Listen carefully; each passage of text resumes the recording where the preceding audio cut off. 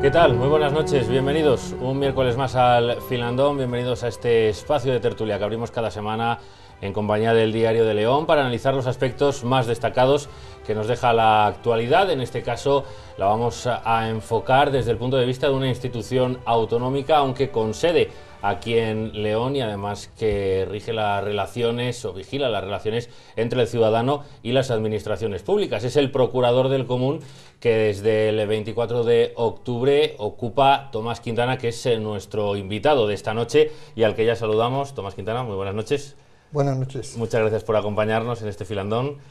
para charlar con el nuevo procurador del común y para conocer sus retos y sus expectativas en el cargo. Nos acompaña nuestro compañero del Diario de León, Miguel Ángel Zamora. Muy buenas noches. Buenas noches, es un placer acompañaros. Y el jefe de informativos de La 8 León, Germán Gabela. Muy buenas noches. ¿Qué tal? Buenas noches. Muchas gracias a los dos por acompañarnos también en este Filandón en el que entramos ya en materia. Como decimos, vamos a acercarnos a la figura del nuevo procurador del común y de paso también repasar la actividad de esta institución y del estado en el que se encuentra esa relación del ciudadano con las administraciones públicas. Como decíamos, en primer lugar, Tomás Quintana sustituye a Javier Amoedo en el cargo, lleva pues pocos días, apenas unas semanas. ¿Cómo ha sido este inicio? ¿Cómo ha sido esta toma de contacto como procurador del común de Castilla y León? Pues muy bien, la verdad es que me ha ido muy bien en lo personal y yo creo que en lo institucional también bien, y digo esto porque la institución nunca ha dejado de funcionar, ha habido una continuidad en la actividad habitual de lo que es el procurador del común y el comisionado de la transparencia y la comisión de transparencia, que también se ubica en la misma sede que el procurador del común, y por tanto desde esta perspectiva no puedo decir más que pues muy bien, el aterrizaje ha sido fabuloso. Me he encontrado, que es lo mejor que uno pues, se puede encontrar cuando llega a una institución, que es una institución en pleno funcionamiento, con un equipo de personas comprometidas con el trabajo, que conocedoras de lo que son sus funciones, y por tanto, pues, en fin, mi llegada allí ha sido, desde esta perspectiva, pues, perfecta. Le ha tocado a usted ponerse al día sobre la marcha, ¿no? Como dice, la actividad no cesa y ha sido usted el que ha tenido que ir adaptándose. ¿Qué tal esa adaptación? Pues, hombre, sí, ciertamente, por una parte tienes que, digamos, recoger el testigo que ha dejado, en este caso, mi predecesor, don Javier Amoedo, y hacer lo que es habitual en el procurador del común, es decir, pues hacer lo que es el trabajo habitual y propio de dirigir la institución, y por otra parte ir aprendiendo muchas de las cosas que, lógicamente, pues que no conoce quien, como es mi caso, ha estado fuera del procurador. Entonces, esa doble tarea, pues la estoy haciendo con un pequeño esfuerzo, pero un pequeño esfuerzo que durará el tiempo que tenga que durar,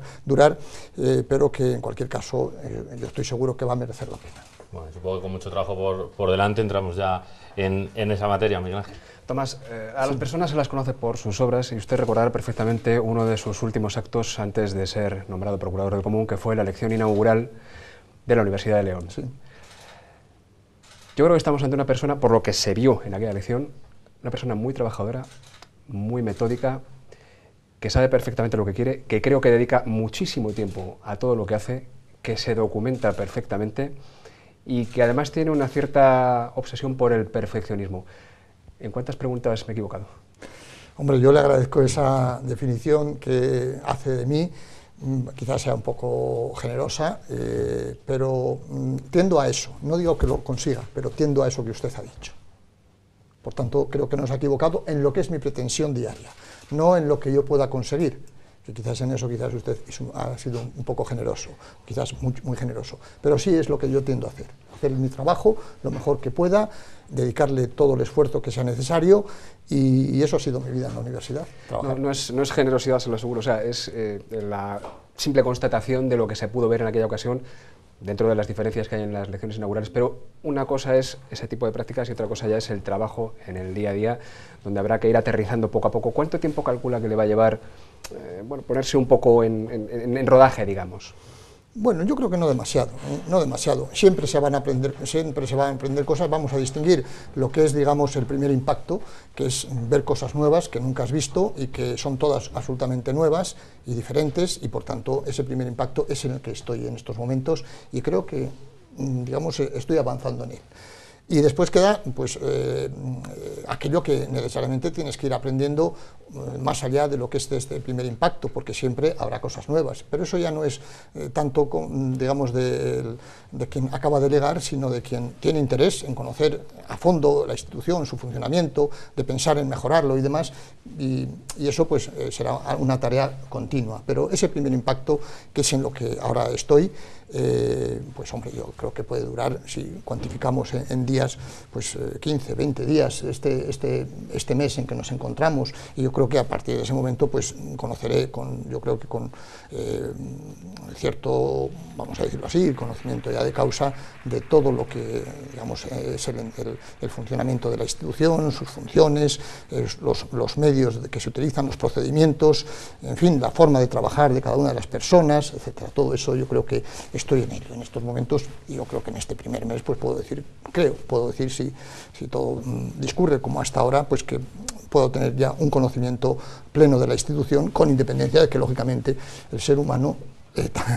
es un continuo aprendizaje, y en la institución también eso se va a producir como es natural. En su toma de posesión como procurador del Común ya ha apuntado algunas de las cuestiones que le gustaría mejorar, como por ejemplo el conocimiento de la ciudadanía, por parte de la ciudadanía, de la figura del procurador del Común y del trabajo que realiza. Yo no sé si en estos días que lleva ya en el cargo se ha afianzado en esa idea que planteaba, o ha encontrado otras necesidades más prioritarias dentro de la institución que esa de darse más a conocer a la ciudadanía. Yo persisto en esa primera idea, porque entiendo que lo que no se conoce no se utiliza, y para que pueda ser utilizado el procurador del Común debidamente por los ciudadanos y puedan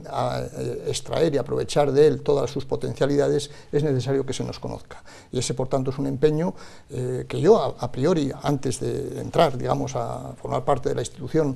tenía como un compromiso necesario a cumplir, y ahora que estoy dentro creo que eso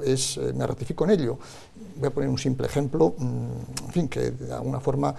pone de manifiesto la necesidad de ese conocimiento por parte de las personas para que puedan servirse de la institución. La ciudad de León, la provincia de León, concretamente en la capital, donde está la institución, digamos, la mayor parte, una buena parte de las reclamaciones, de las quejas que llegan al procurador, vienen precisamente de León y su provincia. ¿Por qué? Porque estamos aquí, porque se nos conoce, porque habitualmente estás más presente a través de los medios de comunicación, o a través de incluso del conocimiento que la gente tiene de las personas que allí trabajamos, etcétera. Y eso, pues lógicamente, no se produce en el resto de provincias, porque se nos conoce menos. Por tanto, me ratifico, aunque sea un ejemplo muy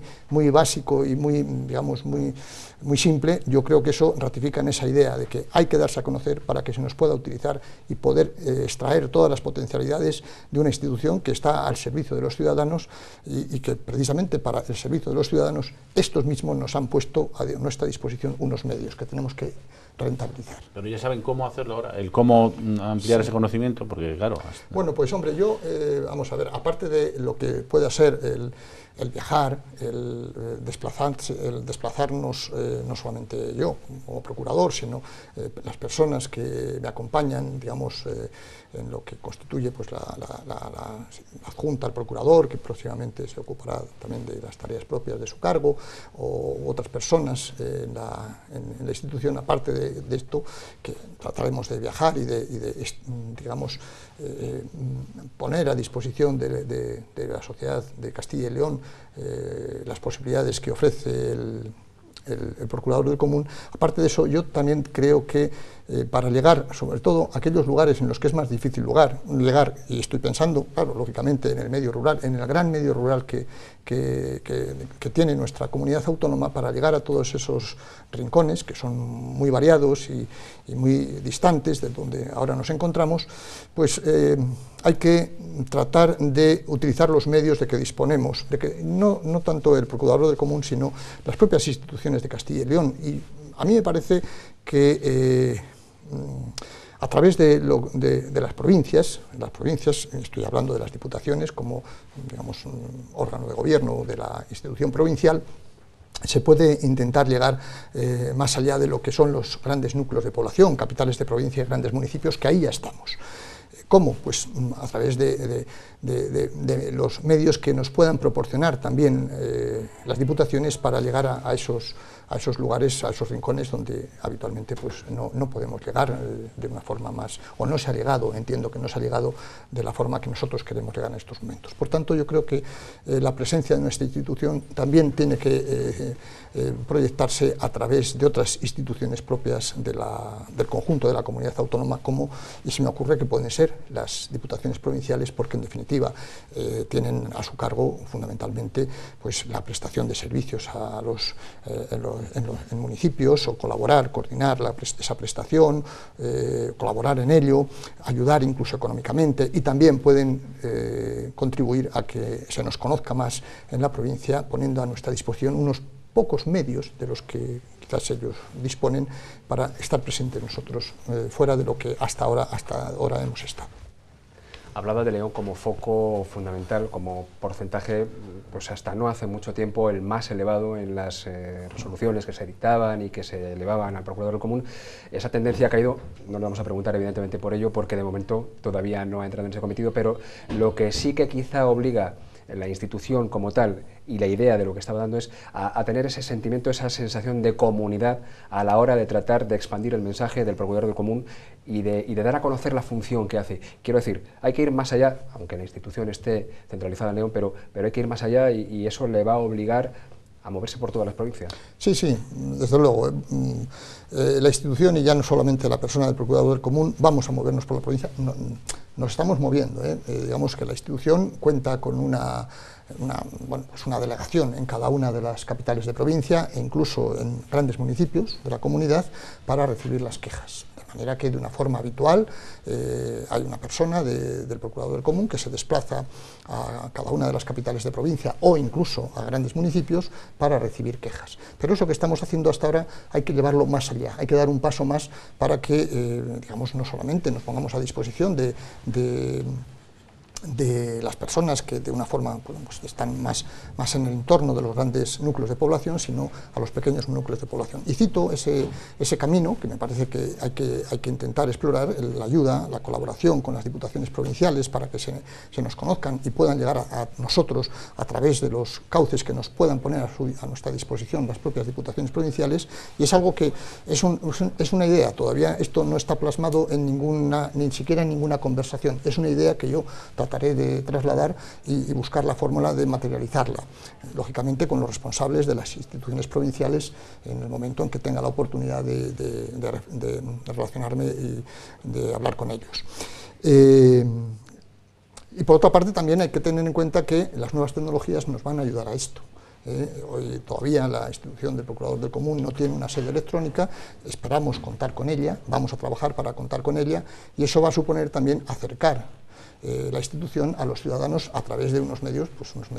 telemáticos que quizás una vez que hayamos hecho el esfuerzo de implantarlos, pues nos van a facilitar mucho las cosas, a nosotros y a los ciudadanos, o a los ciudadanos y a nosotros, en definitiva.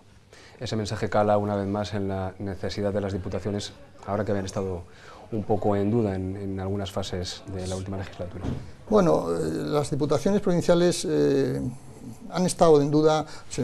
nos retrotraemos un poco en la historia, desde incluso antes de mediados del siglo XIX, que es cuando se crea propiamente la provincia como demarcación territorial y se incorporan, digamos, como instituciones de gobierno las diputaciones. Ha habido sus más y sus menos con las diputaciones provinciales siempre, y efectivamente en tiempos de crisis pues se agudiza esa crítica o esa puesta en cuestión hacia las provincias, pero lo cierto es que están recogidas en la Constitución y quizás en unas comunidades autónomas más que en otras, pero en nuestra comunidad autónoma están muy presentes, y la vida en los municipios,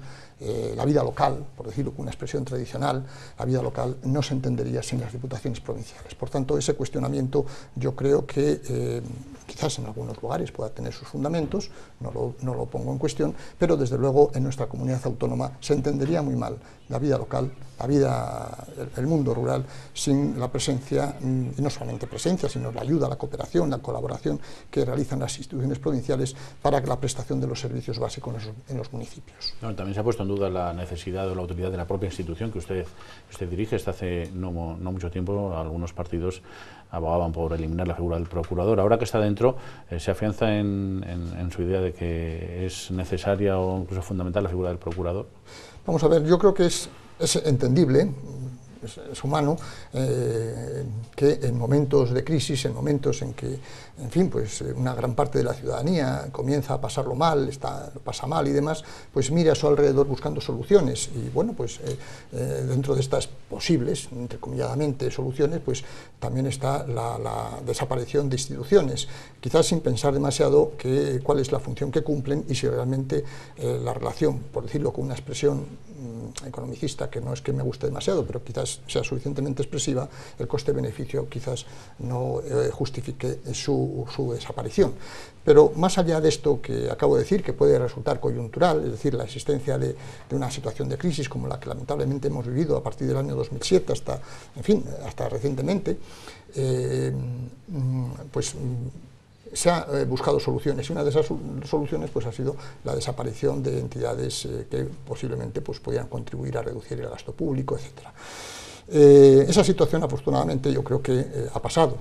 por lo menos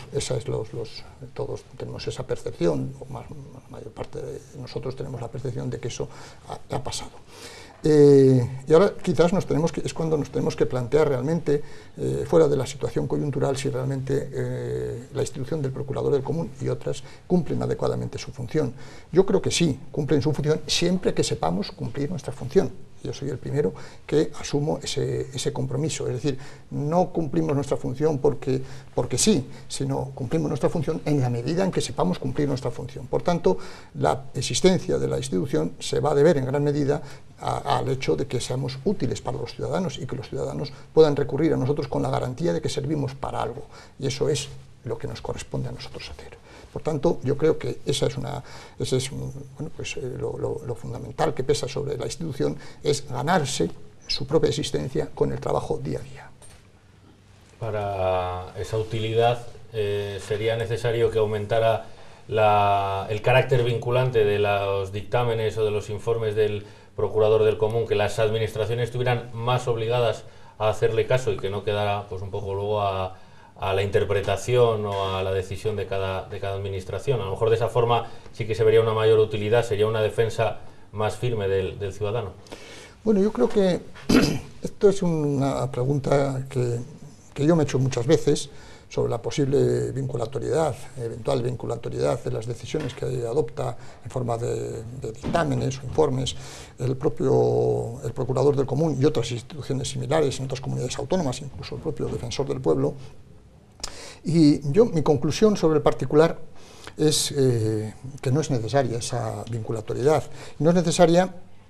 por una razón práctica, porque la mayor parte de las decisiones que se adoptan por parte del Procurador y que llegan a las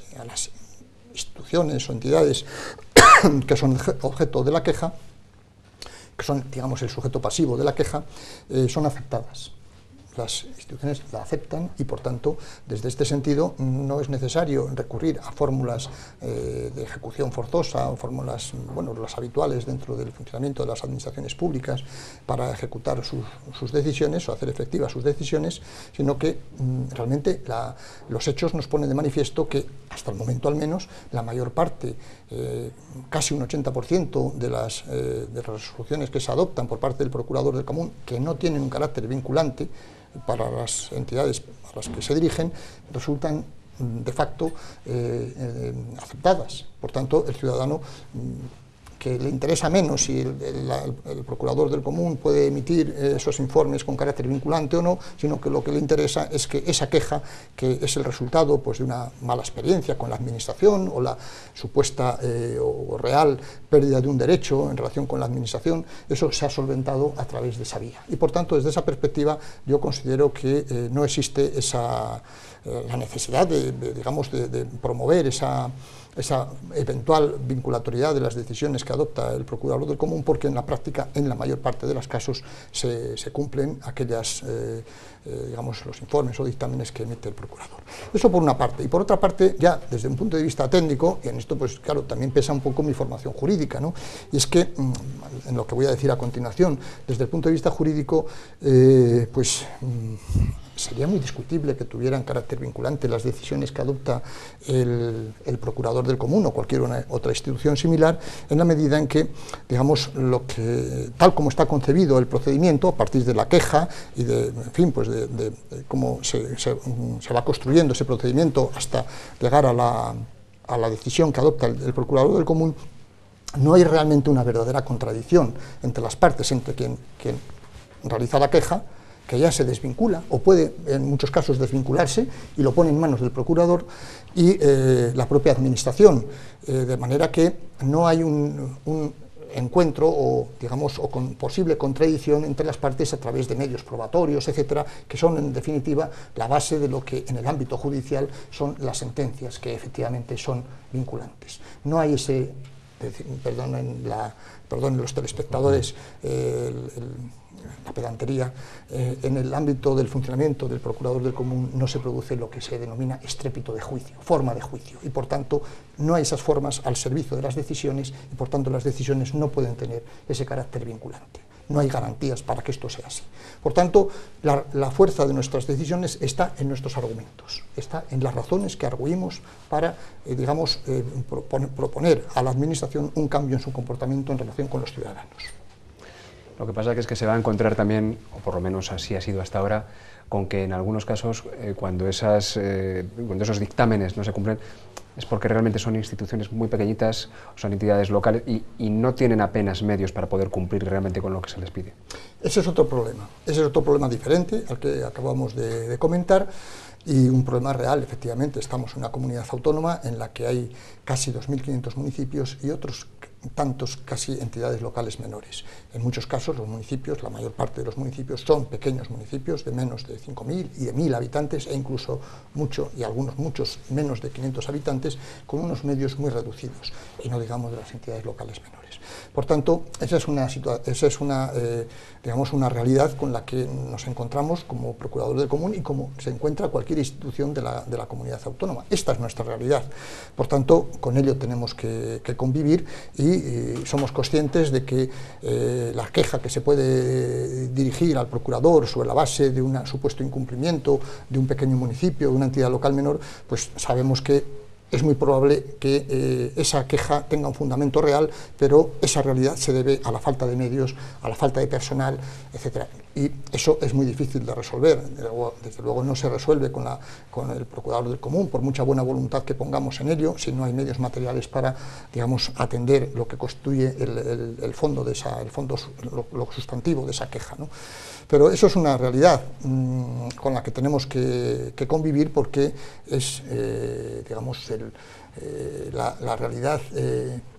geográfica, demográfica, social y económica de nuestra comunidad autónoma.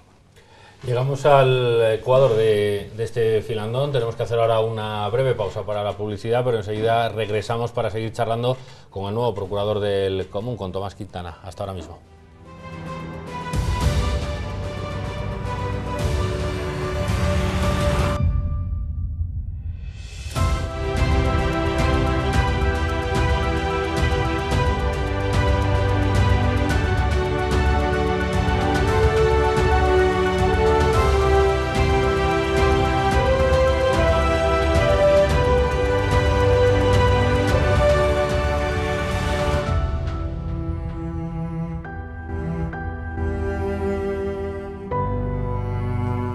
Continuamos en el filandón nuestra charla con Tomás Quintana, con el nuevo procurador del común, en un proceso, llegaba al cargo en el que se producía una circunstancia curiosa. El procurador del común es elegido por las Cortes, lo conseguía con el acuerdo de Partido Popular y PSOE, y mientras todos los partidos políticos se mostraban encantados con la figura en sí de Tomás Quintana, consideraban que era una persona idónea para para el cargo. Por otro lado, salvo el propio PP y el propio PSOE, todos los demás partidos criticaban la forma en la que se había llegado a esa elección. Yo no sé hasta qué punto a usted le ha podido afectar en algún momento, si ha estado al tanto de esa guerra política, y lo pregunto sobre todo, que quizás es la segunda parte de la pregunta, por si teme que en el futuro y en una época tan convulsa políticamente como la que vivimos, teme que pueda haber algún tipo de injerencia, no diría de presión, pero que ese mundo político del que en cierto modo depende el procurador, no en su día a día, no en su función, pero sí institucionalmente, pueda afectar a su labor. No sé si siguió todo ese proceso y si ahora pues teme que en el futuro le pueda influir de alguna manera. Bueno, vamos a ver, claro, cómo no voy a seguir el proceso. Una cosa que me afectaba personalmente, pues lógicamente estaba al corriente. Incluso aunque no me hubiera afectado personalmente, pues yo creo que como ciudadano medianamente informado, pues también hubiera tenido pues conocimiento de, en fin, de el devenir del nombramiento del procurador del común. Pero vamos a ver, yo en este caso, yo primero tengo que decir que agradezco que esas palabras bueno, pues elogiosas por parte de reconocimiento, por parte de todos los grupos políticos que tomaban parte, digamos, en la elección del procurador del común, hacia mi persona. Han reconocido pues, una persona que trabaja, que ha trabajado, que ha hecho las cosas lo mejor que ha podido y ha sabido a lo largo de los años, y que eventualmente pues, pudiera ejercer este cargo dignamente. Y eso yo lo agradezco, tanto a los que me han votado como a los que no me han votado, porque los que no me han votado tampoco me han votado en contra. Por tanto, ¿cómo voy a digamos, a manifestar han dejado claro que estaban en contra del proceso, no de la persona. Proceso. Por tanto, yo les agradezco infinitamente que pues las palabras de reconocimiento hacia mí, y por otra parte que no me hayan votado en contra, y agradezco en su conjunto a las Cortes de Castilla y León que me hayan elegido como su comisionado para ejercer el cargo de procurador del común, eso fuera de toda duda. Y por otra parte, en lo demás, pues yo respeto, ¿cómo voy a decir lo contrario? Respeto que cada uno tenga sus posiciones políticas y las defienda legítimamente con sus argumentos, y que ni siquiera me parece que deba entrar a manifestar si comparto o no comparto. Claro que lo respeto y comparto que cada cual pueda manifestar lo que tenga por conveniente en relación con un proceso de elección para un cargo pues, de responsabilidad como es el procurador del común, y por tanto en ese asunto pues yo creo que no tengo más que decir. Agradecimiento y respeto, y punto. En la segunda parte de su intervención y su pregunta, que hace referencia a que si esto puede eventualmente condicionar mi trabajo por posible injerencia o presión, o que eso merme la independencia con la que yo debo de actuar, pues radicalmente no. Yo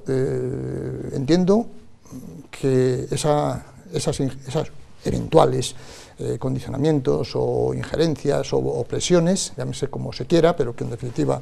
responden a lo mismo, no dejar trabajar con independencia y con autonomía a la figura del procurador del común, eso no se va a producir. Yo casi estoy seguro que no se va a producir. O sea, a lo mejor quizás soy un poco optimista y la realidad me dice que, en fin, lo he sido, demasiado optimista e ingenuo, pero creo que no se va a producir. Pero en el supuesto de que se produjera, eso yo no lo iba a admitir. Y si las presiones llegan a tal punto de que me impiden hacer mi trabajo, pues yo me vuelvo a la universidad, que es de donde he salido y es mi medio natural. Por tanto, creo que no se van a producir esas injerencias, esas presiones, primero. Segundo, si se producen, voy a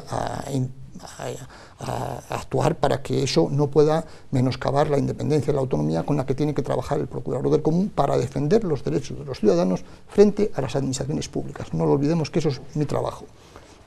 Y segundo, y en tercer lugar, si esas presiones llegan a ser tal que me imposibilitan hacer mi función, pues bueno, yo me dimito y me voy. Eso no se va a producir, creo que eso no se va a llegar a producir, pero si eventualmente se produjera, lo lamentaría mucho, pero desde luego yo no iba a seguir un minuto más al frente de una institución que no puede hacer su trabajo con libertad. ¿Le ha molestado quizás más las críticas a la elección de su adjunta que a la suya propia? ¿Perdón? Las críticas de algunos grupos a la elección de su adjunta, de la adjunta del procurador del común, que a su elección propia. Perdón, pero es que yo no conozco esas críticas, no tengo conocimiento de esas críticas. Si las conociera, pues podría opinar. No apoyarla tampoco a... bueno, que yo, por lo que he oído, si se refiere a eso,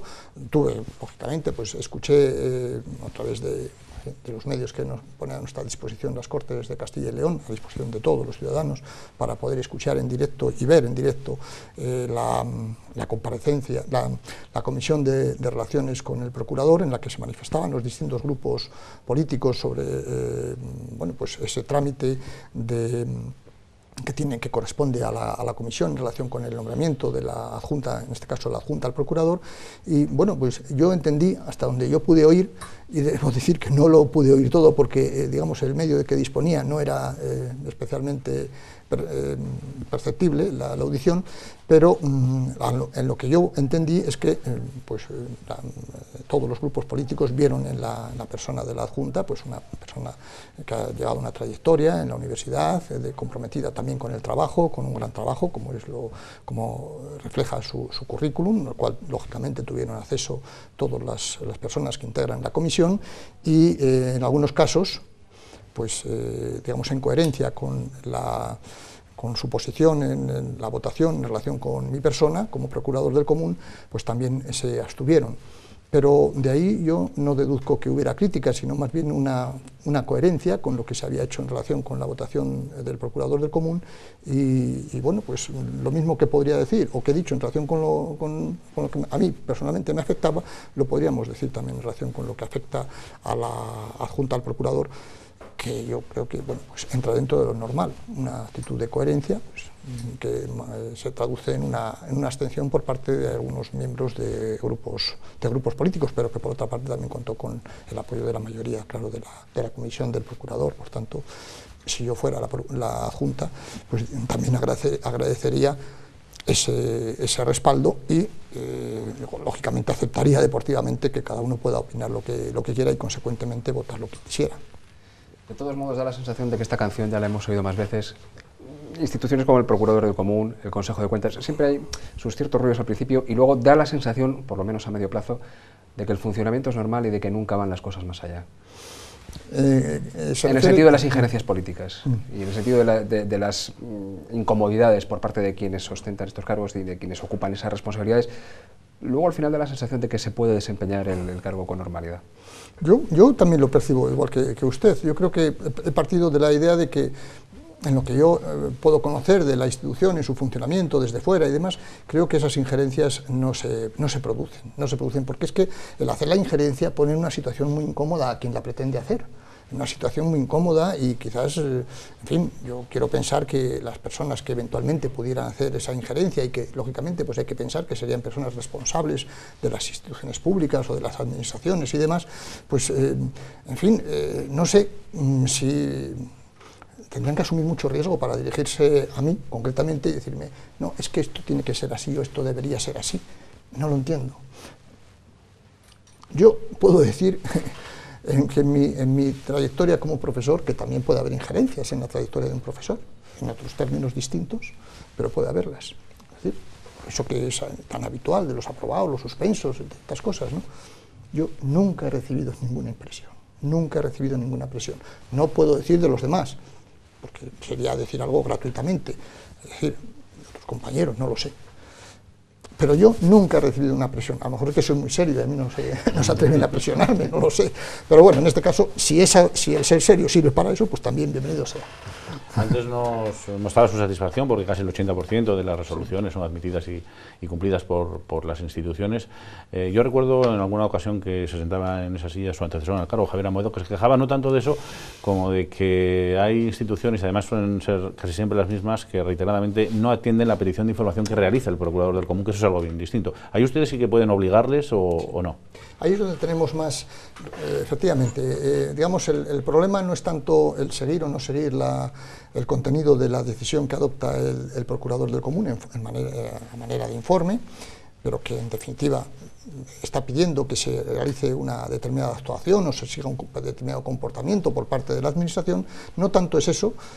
porque eso supone que la práctica determina que efectivamente casi el 80% de esas decisiones son seguidas por parte de quienes las administraciones a las que nos dirigimos, y cuando no hay, en ese otro supuestamente 20% que no sigue nuestra recomendación, el contenido de nuestro informe, lo hace con fundamentos. fundamentos que pueden ser: no dispone de medios, pero en el próximo presupuesto se va a atender esto, o no dispone de personal, pero se tratará de... En fin, quiero decir que cuando se dice que no se puede, digamos, seguir el contenido de nuestra decisión, se dice también con fundamentos, es decir, no es no lo hago porque no quiero, o esto no me importa y lo voy a tirar, el papelito que llega del procurador lo voy a tirar a la papelera. No, se nos contesta, normalmente se nos contesta y se nos dice con fundamentos que no se puede hacer, o puede ser que hay una discrepancia en el fondo del asunto y dicen, no, pero es que nosotros tenemos otra opinión, y puede ser, eso en algunos casos muy concretos, pero para que una administración diga que no lo hace porque tiene otra opinión, esa opinión tiene que estar muy fundada, porque nuestros informes van fundados, nuestros informes no son, digamos, admoniciones sin fundamentos, sobre la base de esto es lo que se debería hacer, esto, hombres, no, son resoluciones fundadas en derecho, y por tanto nos tienen que contestar en derecho, y puede ser que en algunos casos el derecho también abre un margen a la interpretación y por tanto pues puede ser que la interpretación que realiza la administración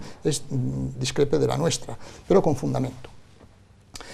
Y se me ha ido la segunda parte de la cuestión, que era... Era la primera, que es esas administraciones que suelen ser pocas y que reiteradamente se niegan a facilitarles información para poder resolver. Ese es el gran problema. El gran problema de las administraciones, de algunas administraciones, o de aquellas que no cumplen debidamente lo que es su obligación, que en este caso sí que hay una obligación, de atender a las solicitudes de información que nosotros les pedimos para poder llegar a emitir la decisión en manera de informe que tenemos que realizar finalmente. Eso sí es importante porque sin esa información que nos suministre la administración, digamos, objeto de la queja, sin esa información no podemos continuar nuestro trabajo. Y ahí sí el ordenamiento, la legislación que nos regula, sí nos ofrece los mecanismos necesarios para poner en entredicho ese comportamiento, digamos, renuente de algunas administraciones que por unas razones o por otras no atienden nuestros requerimientos de información para poder realizar nuestro trabajo. ¿Cómo? Pues inscribiéndolas en el registro de entidades no colaboradoras e incluso en algunos casos, en los más recalcitrantes, llevándolas ante el fiscal, para que el fiscal tome nota de ese comportamiento y valore si eso forma parte o constituye un tipo delictivo y de ahí se puedan derivar responsabilidades penales. Y eso es, digamos, donde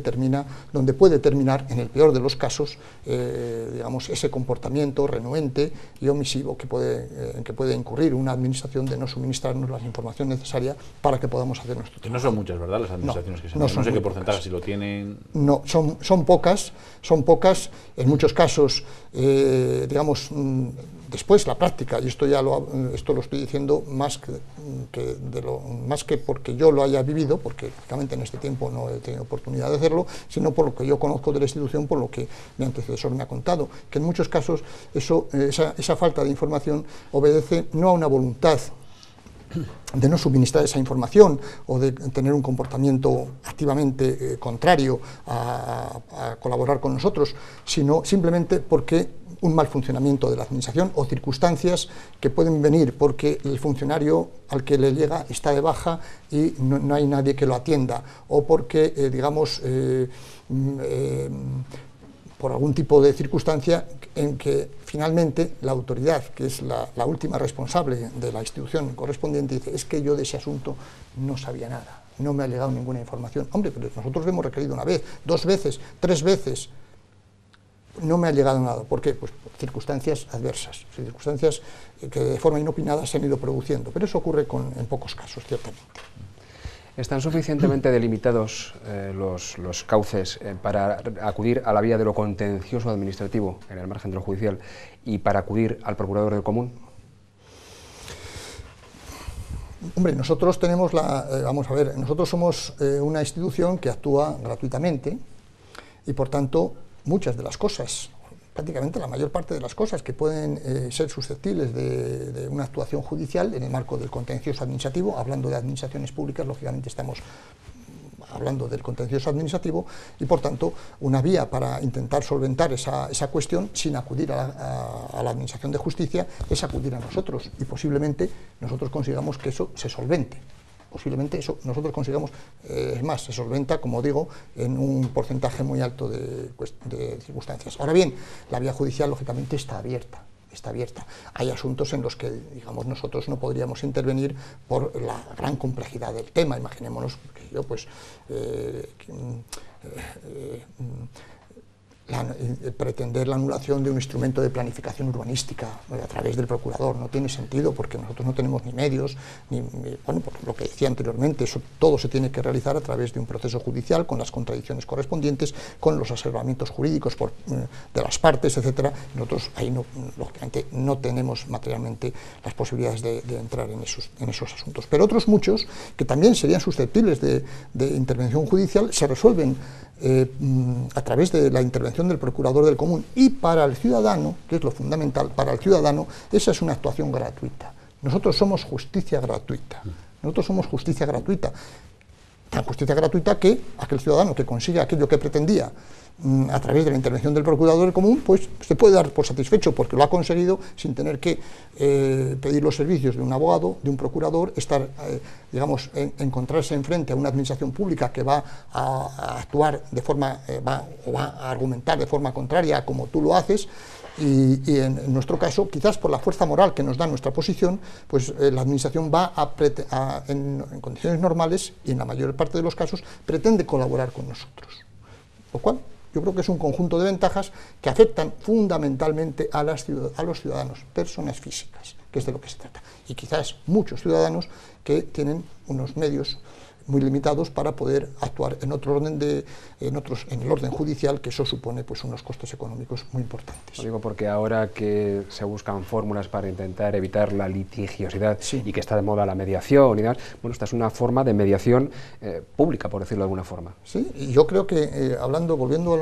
relacionando su pregunta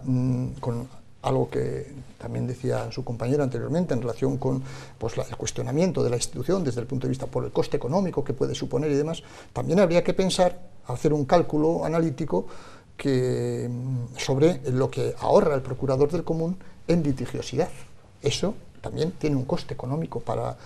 el presupuesto público, porque evidentemente si esas 3.000 quejas que nosotros recibimos, un 50%, digo un 50% por decir una cifra, que pudiera ser otra, más o menos, no lo sé, pero si un 50% se llegaran a materializar en una acción judicial, pues eso supondría 1.500 pleitos en Castilla y León más. Esos 1.500 pleitos hay que pagarlos, y permítanme la expresión, con unos medios personales y materiales que a costa de todos los ciudadanos. Por tanto, desde ese punto de vista también nos justificamos en que devolvemos a la sociedad, yo creo que más de aquello que nos proporciona, como es nuestra obligación por otra parte, en cuanto a medios materiales, medios económicos para cumplir nuestra función. Bueno, hablamos de proteger al ciudadano y usted es un hombre de leyes. Yo quería conocer su opinión sobre uno de los temas más candentes de estos últimos días, que ha sido esa decisión del Tribunal Supremo acerca de ese impuesto sobre hipotecas. Primero una sentencia para que los bancos pagaran ese impuesto, luego ha venido todo este proceso que ha acabado con el cambio de opinión, que sigue siendo un ciudadano. Ahora el gobierno ha anunciado un decreto ley para que al final de nuevo sean los bancos los que tengan que pagarlo. Se ha creado mucha inseguridad jurídica, se ha creado mucha incertidumbre y sobre todo se ha puesto en tela de juicio el papel del Tribunal Supremo y el funcionamiento del Tribunal Supremo. ¿Cómo lo ha vivido usted, como digo, como hombre de leyes y además en un cargo ahora en el que tiene que proteger al ciudadano? ¿Cómo ha vivido todos estos últimos, en torno a 20 días? Bueno, yo creo que esto es una página, no voy a decir negra, pero una página con un cierto borrón para el Tribunal Supremo. Ojo, que yo respeto absolutamente el Tribunal Supremo y yo he aprendido mucho derecho de estudiar la jurisprudencia del Tribunal Supremo. Digo mucho derecho de lo que he aprendido, no digo que sepa mucho derecho, simplemente que he aprendido derecho estudiando la jurisprudencia del Tribunal Supremo, por tanto me merece todo el respeto, pero esta no es desde luego la mejor tarjeta de presentación del Tribunal Supremo, lo que ha ocurrido a partir de hace unas 3 semanas, que es cuando se dictó la primera sentencia por parte de la sección segunda, creo, de la Sala Tercera del Tribunal Supremo en relación con el impuesto sobre actos jurídicos documentados, en definitiva, ¿no? Vamos a ver, creo que hay que distinguir dos cosas. Una, la mala gestión que se ha hecho desde el punto de vista, voy a decirlo con una expresión que no es muy apropiada, pero para que se me entienda, desde el punto de vista burocrático, de cómo se ha gestionado esto por parte de la Sala Tercera del Tribunal Supremo. Distinguiendo esto de lo que es la cuestión estrictamente jurisdiccional o judicial, o digamos de controversia de partes. Primero, se ha gestionado mal porque si efectivamente se sabía, porque se estaba tramitando ante la sección correspondiente de la Sala Tercera del Tribunal Supremo, un asunto de tanto calado como era la legalidad o no legalidad del artículo correspondiente del reglamento de desarrollo de la ley del impuesto de transmisiones y actos jurídicos documentados, en lo que se refiere nada más y nada menos que a quién es el sujeto pasivo de ese impuesto, y si es una cuestión de tanto calado que podía poner en entredicho una u otra solución al sistema financiero español, una vez más, con todo lo que eso ha supuesto, pues hombre, la Sala Tercera del Tribunal Supremo, y hay órganos de gobierno de la misma, tenían que haber abocado antes de que se produjera la decisión ese asunto para evitar todo ese ruido que ha producido, primero, una desconfianza en el Tribunal Supremo y en los tribunales. Segundo, justificar, quizás incluso, justificar este tipo de cosas que estamos aquí comentando por parte de la ciudadanía y muy legítimamente por otra parte, y también pues evitar que hubiera habido una decisión que después, a las 3 semanas, de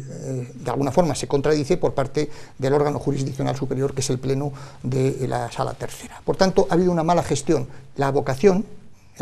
se tenía que haber producido antes de tomar la decisión por parte de la sección correspondiente. Y en su caso, pues el Pleno de la Sala Tercera tenía que haber resuelto eso, pero sin el precedente de una decisión contraria como se ha producido. Porque todo eso ha hecho